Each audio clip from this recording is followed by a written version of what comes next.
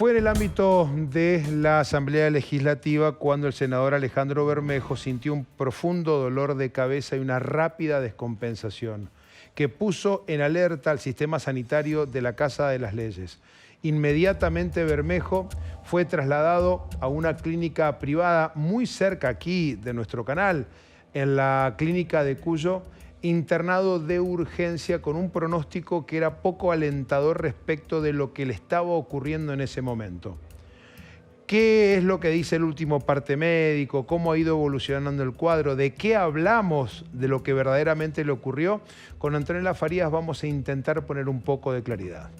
Bien, precisamente lo que sufrió Bermejo fue un ACV hemorrágico, eso fue lo que precisaron. Esto ocurrió minutos previos a que llegara el gobernador Rodolfo Suárez. Él se encontraba acompañado de su hermano, como así también de Hilardo. Y bueno, al mediodía... Así llegaba hoy Bermejo, esta imagen es la que te conseguía nuestra cámara en la legislatura. Ahí lo vemos. Estaba perfecto, absolutamente perfecto. Nos dio una nota inclusive. Tenía un dolor de cabeza y en la nuca, eso era lo único que él sentía y de hecho habló con nosotros minutos previos a que fuera trasladado a esta clínica y esto era lo que nos decía.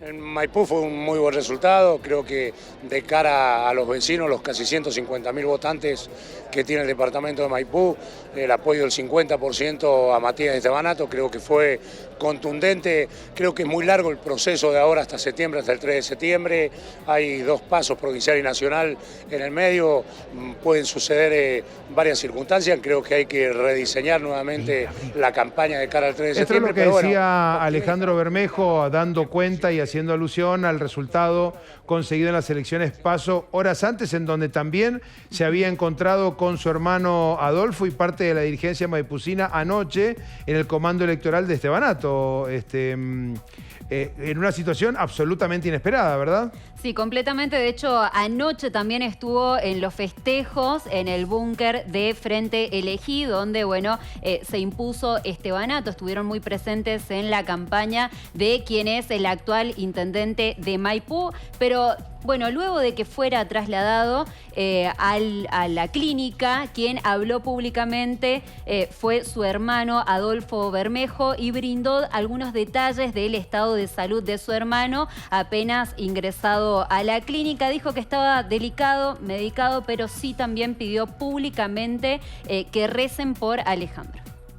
Esta mañana estamos por ingresar a la legislatura, estábamos ahí los dos, inclusive nos vinimos juntos desde Maipú. Ayer estuvimos mucho tiempo juntos, empezó esta mañana antes de ingresar con un fuerte dolor en la nuca, dolor en la cabeza.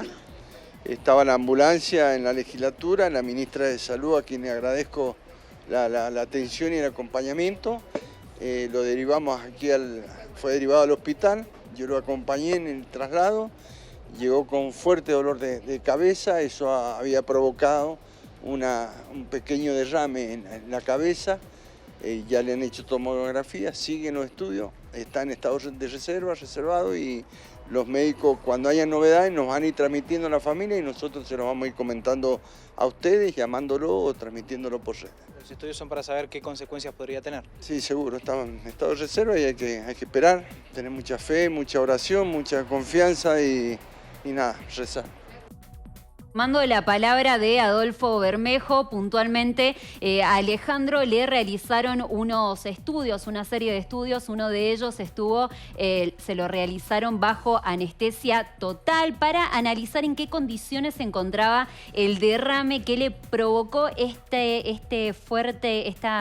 pico de presión, digamos, que le provocó el derrame cerebral y precisamente se sabe que está encapsulado, ¿sí? Bermejo conserva todas las funciones motoras, ahora esperan que evolucione de manera favorable y quien acaba de publicar un tuit con respecto a su estado de salud fue su hermano, que nuevamente pidió que recen por él. Dice, bueno, hace instantes nos informaron en la clínica que Ale permanecerá sometido a monitoreo permanente, se encuentra estable y reacciona a los estímulos de manera natural. Seguiremos orando junto a ustedes por su recuperación.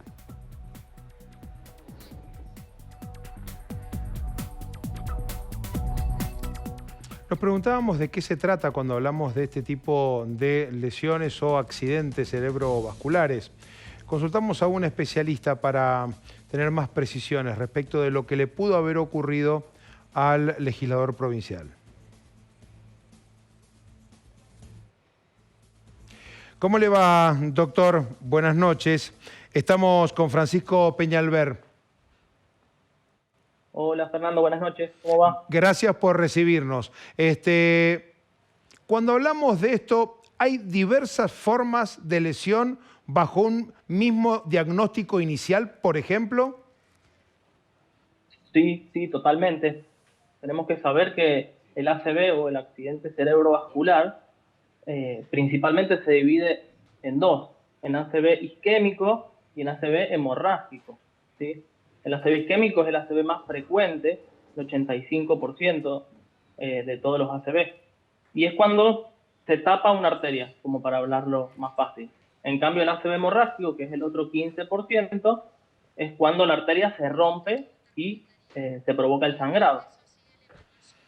Bien, Dentro en de el los caso... ACV hemorrágicos... Sí, estaba hablando del hemorrágico, doctor, pero discúlpeme, justo me estaban hablando.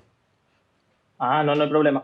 Digo que en el caso del ACV hemorrágico, ahí hay dos grandes grupos en los que dividimos en hemorragia subaracnoidea o en hematoma intraparenquimatoso o es un hematoma dentro del cerebro. Perfecto. Según tenemos entendido, en el caso de Bermejo se trataría de un hemorrágico y de acuerdo al estudio realizado durante la tarde de esta jornada, han podido determinar que esa hemorragia está muy localizada, muy focalizada, que a priori Bermejo se ubica en la temporalidad de los acontecimientos, mueve todas sus extremidades, él no perdió nunca el conocimiento, está conectado. Esto indudablemente no deja de ser una excelente noticia. Nos imaginamos nosotros que no entendemos absolutamente nada de medicina. Sí, tal cual. Lo que pasa es que, bueno, el ACV hemorrágico, en este caso una hemorragia subaracnoidea, pero presenta síntomas un poco distintos a las ACV isquémicos. Puede tener lo que nosotros llamamos un poco neurológico, o sea, una falta de fuerza en la mitad del cuerpo, falta de sensibilidad, trastornos para hablar o dificultad para hablar, pero el síntoma más frecuente a veces es el dolor de cabeza súbito, o sea, de golpe, un dolor de cabeza muy intenso, que se puede asociar muy frecuentemente a cifras de presión arterial alta también. Correcto. Entonces, por eso es el cuadro. Doctor, la otra pregunta que se nos ocurre hacerles a los profesionales médicos en este tipo de entrevistas es, para tratar de evitar esas pérdidas de tiempo absurdas que nosotros como pésimos pacientes nos desligamos de aquellos o antecedentes previos o nuestra propia historia clínica o las señales que nos da el cuerpo. Y uno dice, uy, me duele la cabeza desde hace 5 horas, parece ser que se me va a reventar. Me tomo alguna pastillita, algún analgésico, dormí mal, estoy un poco nervioso y el dolor de cabeza nos sigue persiguiendo, tal vez indicando algo como cuando tenemos un dolor en el pecho o el dolor de brazos o el cansancio, o un ojo que nos empieza a parpadear como si fuera un semáforo fuera de línea. Esto es lo principal, ¿no? Ante el primer síntoma, movilizarse rápidamente, no jugar con esta historia, me parece que como mensaje podríamos dar esto. Sí, totalmente. Un ACV isquémico, un ACV hemorrágico, la consulta a tiempo nos salva la vida, en realidad, lo que nosotros llamamos el tiempo es cerebro, ¿sí? Entonces, en un ACV isquémico tenemos 4 horas y media para empezar a hacer el tratamiento. Y en un ACV hemorrágico es cierto que el principal síntoma es el dolor de cabeza y ahí tenemos que tener en cuenta que el dolor de cabeza tiene que tener lo que nosotros llamamos algunas banderas rojas también, ¿sí? Si es un paciente que no ha tenido dolor de cabeza antes y la tiene ahora, si es de golpe, o sea que es muy intensa, de segundos hasta 1 minuto, como le digo, si es una cefalea nueva, si tiene, bueno, se acompaña de trastorno de conciencia, de vómitos, de falta de fuerza en alguna parte del cuerpo, hasta de convulsiones también. Son más raros, pero también puede pasar.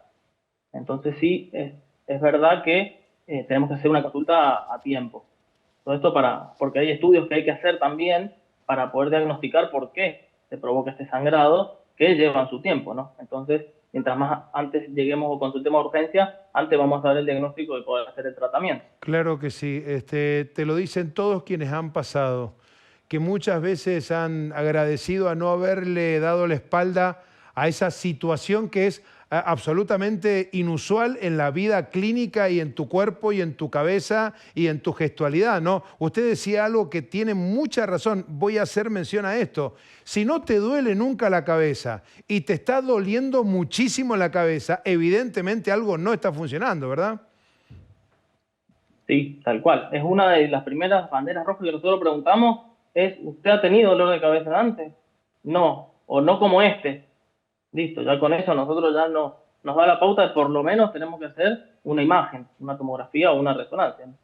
Depende de dónde estemos trabajando. Doctor, no sé si usted ha conocido o ha tenido contacto con la historia clínica o el cuadro actual del legislador provincial, pero de todos modos, esto que a priori parecen ser buenas noticias, ¿no? Los primeros indicios y confirmaciones que los profesionales médicos han podido observar en la imagen, como usted bien indicaba. Esto puede llegar a ser absolutamente pasajero, se recupera la normalidad en la vida cotidiana rápido en función de los primeros síntomas y las primeras muestras tras el episodio. Bien, una hemorragia subaracnoidea es algo grave, ¿sí? Entonces, bueno, como le digo, primero tenemos que saber llegar al diagnóstico de por qué esa arteria se rompió y después los controles son muy estrictos. Tiene que estar el paciente permanecer en terapia intensiva, controles de monitoreo de presión arterial, saturación de oxígeno. También nosotros controlamos el estado de conciencia porque las primeras horas y los primeros días también son bastante complejos por el tema de las complicaciones que puede tener un sangrado subaracnoideo. ¿Sí? Puede volver a sangrar, puede empeorar el estado de conciencia, ¿sí? Entonces, bueno, hay que tener cuidado de eso. Claro que sí, por eso los cuidados de la terapia intensiva. Doctor, ha sido usted muy amable. Le agradecemos profundamente el tiempo que nos ha dispensado y a todos los mendocinos. Le deseamos un feliz Día del Trabajador para usted también, claro está. Bueno, muchísimas gracias, un gusto y muy feliz día para ustedes también. Gracias, doctor, muy amable.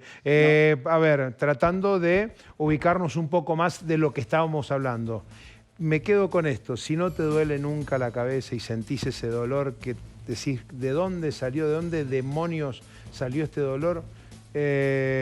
No pierdas tiempo. 4 horas, como tiempo máximo y en el mejor de los casos, para que acudas a un médico y al menos tengas contacto con el profesional a expresarle lo que está ocurriendo.